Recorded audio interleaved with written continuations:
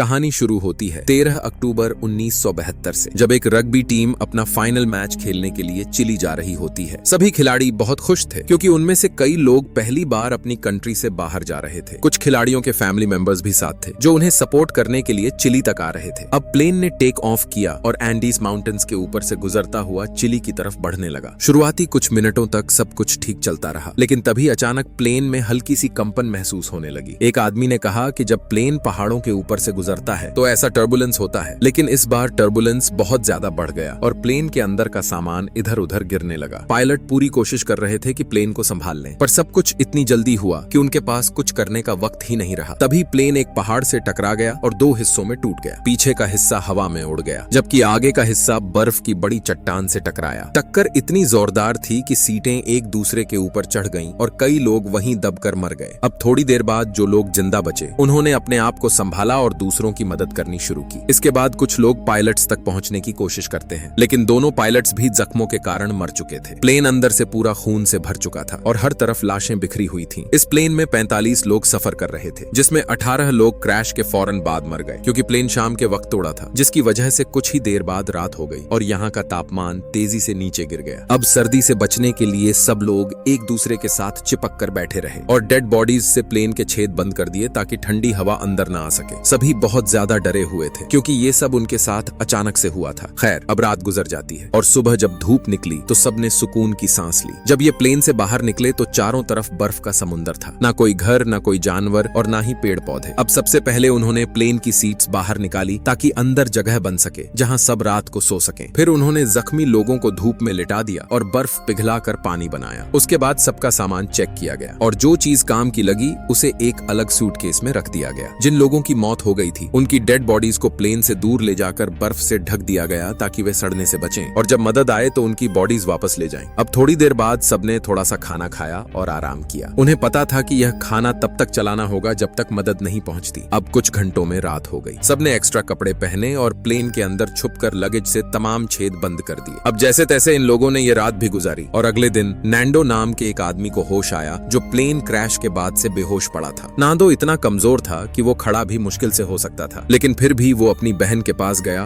और उसे गले लगा लिया। जब उसने अपनी माँ के बारे में पूछा तो उसे बताया गया कि उसकी माँ मर चुकी है। ये सुनकर वो गहरे सदमे में चला गया। इस दौरान बाकी लोगों ने दोबारा बर्फ पिघलाकर पानी इकट्ठा किया, जिसके बाद इन्होंने जमीन पर एक्स का निशान बनाया ताकि कोई ऊपर से देख सके और उनकी मदद के लिए आए। तभी एक प्लेन ऊपर से गुजरता है और सब लोग ग्लास के टुकड़े उठाकर धूप में हिलाने लगते हैं, लेकिन प्लेन इन्हें देखे बिना ही गुजर गया। पर यहाँ सब यह समझने लगे कि शायद उस प्लेन ने उन्हें देख लिया है और अब मदद जल्द आ जाएगी। मगर एक और रात बीत गई और कोई उन्हें बचाने नहीं आया। इसके बाद ग्रुप के सब लोग एक साथ बैठकर सोचने लगे कि इस सुनसान और बर्फ से ढके इलाके में जिंदा कैसे रहा जा सकता है। तब किसी ने याद दिलाया कि प्लेन के पीछे के हिस्से में कुछ बैटरियां थीं। अगर वो मिल जाए तो रेडियो चलाकर बाहर की दुनिया से संपर्क किया जा सकता है। यह आइडिया सबको पसंद आया और 4 लोग उस मिशन के लिए निकले। उन्होंने लेदर और कांच का यूज करके कुछ गॉगल्स बनाए और बैटरी लेने निकल पड़े। लेकिन कुछ दूर जाने के बाद जब उन्होंने पीछे देखा तो प्लेन दिखाई नहीं दिया। तब उन्हें समझ आया कि बर्फ के सफेद समंदर में कोई भी उनका प्लेन इतनी ऊपर से नहीं देख सकता। अब वो आगे बढ़ने ही वाले थे कि अचानक बर्फ खिसकने लगी। अब क्योंकि उन्हें ऊपर चढ़ने में मुश्किल हो रही थी, इसलिए उन्होंने वापस लौटने का फैसला किया। कुछ दिन ऐसे ही गुजरते रहे और एक हफ्ते बाद उनका सारा खाना खत्म हो गया। चारों तरफ बर्फ ही बर्फ थी, न कोई पेड़ न कोई जानवर, जिस वजह से भूख से मजबूर होकर लोगों ने पत्थरों पर जमने वाली मॉस खाना शुरू की, लेकिन वो खाना नामुमकिन था। तभी नांदो ने कहा कि अगर जिंदा रहने के लिए उसे मरे हुए लोगों का मांस खाना पड़े तो वो खाएगा। इस बात पर सबके बीच बहस शुरू हो गई। कुछ लोग कहते थे कि ये गुनाह है, जबकि दूसरे कहते थे कि ये जिंदा रहने का इकलौता रास्ता है। अब ऐसे ही वक्त गुजरता गया और भूख भी साथ साथ बढ़ती गई, जिस वजह से लोग अपने जूतों की लेस तक खाने पर मजबूर हो गए। लेकिन भूख कम नहीं हुई। कुछ दिन और बीत गए और भूख की वजह से नांदो की बहन ने दम तोड़ दिया। उसके मरने के बाद सबको मौत और करीब महसूस होने लगी। कोको नाम के एक खिलाड़ी ने अपनी फैमिली के लिए एक लेटर लिखा क्योंकि अब उसे लगने लगा था कि वो यहाँ से जिंदा नहीं निकल पाएगा। अब कुछ दिन और बीत गए और अब इन्हें यहाँ 9 दिन गुजर चुके हैं। सबकी हालत इतनी खराब थी कि उनका दिमाग काम करना बंद कर चुका था। जब जिंदा रहने की उम्मीद खत्म होने लगी तो कुछ लोगों ने फैसला किया कि अब वो मरे हुए लोगों का मांस खाएंगे। पहले 4 लोग प्लेन के बाहर गए और अपने मरे हुए दोस्तों को ही खाने लगे। उन्हें देखकर कुछ और लोग भी तैयार हो गए, लेकिन 5 लोग अब भी इंसानी मांस खाने से इनकार कर रहे थे। उनके लिए मौत कबूल थी, लेकिन इंसानी मांस नहीं। अब अगली सुबह से जो लाशें काटी जाती थीं, उन्हें उन्हें दूर ले जाकर काटा जाता था ताकि उन 5 लोगों को तकलीफ न हो। इसी दौरान उन्हें बर्फ के नीचे दबा हुआ एक सूटकेस मिला जिसमें एक रेडियो था। उन्होंने चीजें जोड़कर एक टेम्परेरी एंटेना बनाया और रेडियो चला लिया। रेडियो से उन्हें मालूम हुआ कि हुकूमत ने उनकी तलाश के लिए 66 प्लेन्स भेजे थे, लेकिन जब कोई नतीजा नहीं मिला तो उन्हें ऑफिशियली तौर पर मरा हुआ करार दे दिया गया। ये सुनकर सबकी हिम्मत टूट गई और सब ऊंची ऊंची रोने लगे। अब उनकी जिंदा रहने की सारी उम्मीदें मिट थीं। जो 5 लोग पहले इंसानी गोश्त खाने से मना कर रहे थे, उनमें से 4 ने भी आखिर हार मान ली और इंसानी गोश्त खा लिया। अब सब समझ चुके थे कि कोई उन्हें बचाने नहीं आने वाला। फिर ग्रुप के 3 लोगों ने फैसला किया कि वे दोबारा उन बैटरीज को लेने निकलेंगे ताकि रेडियो का सही से उपयोग कर सकें और मदद मांग सकें। जिसके बाद ये 3 लोग बर्फ के पहाड़ों पर चढ़ गए और घंटों तक चलने के बाद उन्हें प्लेन के कुछ टुकड़े मिले, लेकिन उनमें बैटरियां नहीं थीं। अब ये और आगे बढ़ने लगे और लंबी चढ़ाई के बाद सब थक गए थे। इन ठंडी हवाओं की वजह से यहाँ सांस तक नहीं ले पा रहे थे। अब रात होते ही उन्होंने एक चट्टान के पीछे पनाह ली और अगली सुबह जब उनकी आंख खुली तो वे बर्फ में डूब चुके थे। उनकी हालत इतनी बुरी थी कि हम उन्हें देख भी नहीं सकते थे। इनमें से एक की आंखें तक जम चुकी थीं और बाकी दोनों खड़े होने के लायक भी नहीं रहे। उनके पास आगे बढ़ने की तो ताकत बिल्कुल नहीं थी, इसलिए वे प्लेन की एक चादर पर बैठकर वापस लौट आए। जब ग्रुप ने उन्हें खाली हाथ अपनी तरफ आते देखा तो सब उदास हो गए। इसके बाद वह आखिरी शख्स भी जिसने अब तक गोश्त नहीं खाया था उसने भी खा लिया। ऐसे दिन गुजरते गए और वे अपने आप को 17 दिन तक जिंदा रख पाए। लेकिन पिछले 5 दिन से मौसम और भी खराब था, जिसकी वजह से हवाएं इतनी घनी थीं कि कोई भी प्लेन से बाहर निकलने की सोच भी नहीं सकता था। सब प्लेन के अंदर बैठे बैठे बातें कर रहे थे। तभी एक बहुत बड़ा तूफान आया और प्लेन के अंदर भी बर्फ भर गई। लेकिन अभी भी जिन लोगों का मुंह बर्फ के बाहर था उन्होंने हिम्मत की और सबको बचाने लगे। ज्यादातर लोग बच गए, लेकिन एक औरत इतनी नीचे दब गई कि दम घुटने से उसकी मौत हो गई। तभी एक और जबरदस्त तूफान आया और सब फिर से बर्फ के नीचे दब गए। ये तूफान इतना तेज था कि कुछ लोग वहीं दम तोड़ गए। जो जिंदा बचे थे उन्होंने जल्दी से प्लेन के अंदर एक छोटा सा छेद बनाया ताकि सांस लेने के लिए थोड़ी हवा मिल सके। अंदर सब लोग दुआ कर रहे थे कि और बर्फ न गिरे, वरना वो हमेशा के लिए यहीं दबकर मर जाएंगे। कई घंटों की कोशिश के बाद उन्होंने खुद को संभाला और 8 लाशों को एक कोने में रख दिया। अब 18 दिन बीत चुके थे और वो लगातार 2 दिन तक बर्फ के नीचे दबे रहे। भूख से सबका हाल बुरा था और जिंदा रहने का अब सिर्फ एक ही तरीका बचा था और वो था उन लाशों का मांस खाना।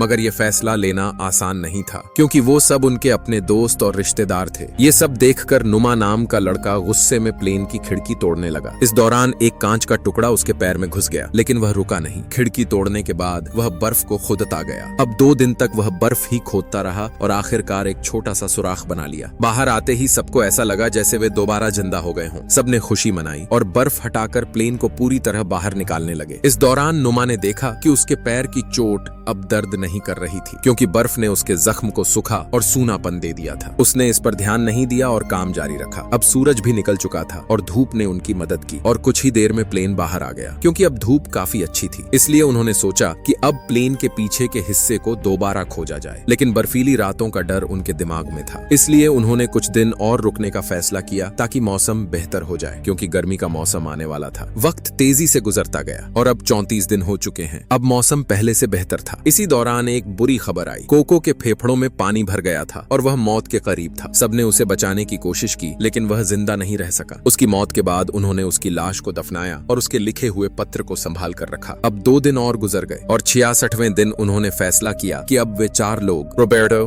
टिनटिन, न्यूमा और नांडो, बर्फ के पहाड़ों पर फिर चढ़ाई करेंगे। अब वे प्लेन की तलाश के लिए निकल पड़े। कुछ देर चढ़ाई करने के बाद नुमा के पैरों में लगे जख्म में इन्फेक्शन फैल गया, जिसकी वजह से वह जमीन पर गिर गया। इसके बाद सबने कहा हम वापस चले जाते हैं, मगर उसने मना कर दिया। उसने कहा कि वह अकेले ही नीचे लौटेगा और उन्हें आगे बढ़ने को कहा। फिर नुमा वापस प्लेन तक तो आ गया, लेकिन उसकी हालत इतनी खराब थी कि यहाँ आकर वह बेहोश हो गया। थोड़ी देर बाद जब होश आया तो उसने देखा कि उसके दोस्त प्लेन से बर्फ साफ कर रहे थे। वह उनकी मदद करना चाहता था, मगर कमजोरी के मारे हिल तक नहीं सकता था। अगले ही दिन वे 3 लोग भी वापस आ गए और खुशी की बात यह थी कि उन्हें प्लेन का पीछे वाला हिस्सा मिल गया था। उन्हें वहाँ बैटरियों के अलावा कपड़े, रुम की बोतलें और सिगरेट के पैकेट भी मिले। उन्होंने बैटरीज रेडियो में डाली और बाहर की दुनिया से संपर्क करने की कोशिश की, लेकिन कोई जवाब नहीं आया। यह उनकी आखिरी उम्मीद थी, जो अब टूट गई। इधर अब नुमा की तबीयत और खराब होने लगी और इन्फेक्शन पूरे शरीर में फैल गया। प्लेन में जो खाना बचा था वह भी खत्म हो गया, इसलिए सब लोग फिर से इंसानी मांस खाने पर मजबूर हो गए। लेकिन नुमा ने खाना पीना छोड़ दिया ताकि दूसरों के लिए कुछ बचा रहे, क्योंकि उसे समझ आ गया था कि अब उसका समय खत्म हो गया है। इसके बाद कुछ लोग फिर प्लेन के पीछे के हिस्से तक गए ताकि कुछ काम की चीजें मिल सके। इस बार उन्हें एक वाटरप्रूफ कपड़ा मिला, जिसे उन्होंने जोड़कर एक स्लीपिंग बैग बना लिया। फिर उन्होंने रेडियो पर खबर सुनी कि 58 दिन बीतने के बाद सरकार एक आखिरी मिशन भेजने वाली है ताकि उन्हें खोजा जा सके। यह खबर सुनकर सबके दिल में एक छोटी सी उम्मीद पैदा हुई। कुछ लोगों ने कहा कि हमें यहीं रुककर उनका इंतजार करना चाहिए, जबकि दूसरे कहते थे कि अगर हम यहीं रहे तो कोई हमें कभी नहीं देख पाएगा। इस वजह से उनके बीच बहुत बहस हुई। इसी बहस के बीच उस रात नुमा की तबीयत और बिगड़ गई। उसने सबसे कहा कि जब मैं मर जाऊं तो मेरी लाश को खा लेना ताकि तुम सब जिंदा रह सको। कुछ घंटों बाद नुमा सच में मर गया। उसके पास एक छोटी सी चिट्ठी मिली जिसमें लिखा था कि वह खुश है कि उसकी मौत उसके दोस्तों के बीच हुई। यह चिट्ठी पढ़कर सबके अंदर एक नया जोश पैदा हुआ और फिर ग्रुप के 3 लोग रॉबर्ट, टिनिटिन और नैंडो ने फिर से मदद ढूंढने का फैसला किया। इस बार वे नया स्लीपिंग बैग और ज्यादा खाना लेकर निकले। उसके बाद तीनों लगातार चढ़ाई करते रहे। रात हुई तो वे स्लीपिंग बैग में सो गए और सुबह उठकर फिर से सफर शुरू कर दिया। इस दफा उनका इरादा मजबूत था कि वे हर हाल में इन बर्फ के पहाड़ों को पार करके चिली तक पहुंचेंगे और सबके लिए मदद लाएंगे। अब जैसे ही वे पहाड़ की चोटी तक पहुंचे तो उनके होश उड़ गए। आगे और भी बर्फ से ढके हुए पहाड़ नजर आ रहे थे, मतलब रास्ता अभी बहुत लंबा था। उनके पास खाना भी कम था, इसलिए टिनिटिन ने अपने खाने का हिस्सा दोनों को दे दिया और खुद वापस लौट गया ताकि वे दोनों आगे बढ़ सकें। अब ये दोनों फिर से आगे चलने लगे। सफर काफी मुश्किल था, लेकिन रॉबर्ट और नैंडो ने हिम्मत नहीं हारी। 10 दिन तक लगातार चलने के बाद वे एक ऐसे इलाके में पहुंचे जहां बर्फ कम थी। वहां उन्हें एक साफ पानी की नदी मिली, जहां रुककर दोनों ने पानी पिया। तभी उन्होंने देखा कि नदी के उस पार एक आदमी घोड़े पर सवार था। उसे देखकर उनकी खुशी का ठिकाना नहीं रहा। वे जोर जोर से चिल्लाए और मदद मांगी, लेकिन वह आदमी कुछ सुन नहीं पाया। इसके बाद उसने एक कागज और पेंसिल उनकी तरफ फेंकी, जिस पर रॉबर्ट और नैंडो ने अपनी पूरी कहानी लिख दी और फिर वापस उसी आदमी के पास फेंक दी। वह आदमी कागज लेकर सरकारी अफसरों के पास गया और खबर मिलते ही सरकार ने रेस्क्यू मिशन शुरू कर दिया। इसके बाद वह आदमी रॉबर्ट और नैंडो को अपने घर ले गया और खाना खिलाया। जल्दी ही यह खबर पूरे शहर में फैल गई और मीडिया वहां पहुंच गए। पहाड़ों पर फंसे हुए लोगों ने भी यह खबर सुन ली, जिस वजह से वे खुशी में नाचने लगे। अब रेस्क्यू टीम जल्दी ही रॉबर्ट और नैंडो के साथ वहां पहुंच गई और 72 दिन बाद आखिरकार जिंदा बचे लोगों को बचा लिया गया। शहर आने पर उन्हें अस्पताल ले जाया गया। वहां लोगों ने उनका हीरो की तरह स्वागत किया। सबने एक दूसरे की मदद से नहाकर आराम किया, मगर उस रात भी सब एक साथ सोए, क्योंकि वे अभी भी उस दुख और खौफ से बाहर नहीं आए थे। कहानी के आखिर में बताया गया कि उस प्लेन में 45 लोग सफर कर रहे थे, जिनमें से सिर्फ 16 लोग जिंदा बचे। और इसी के साथ यह मूवी यहीं खत्म होती है। अगर वीडियो अच्छी लगी हो तो वीडियो को लाइक करना और चैनल को सब्सक्राइब करना मत भूलना। मिलते हैं अगली वीडियो में।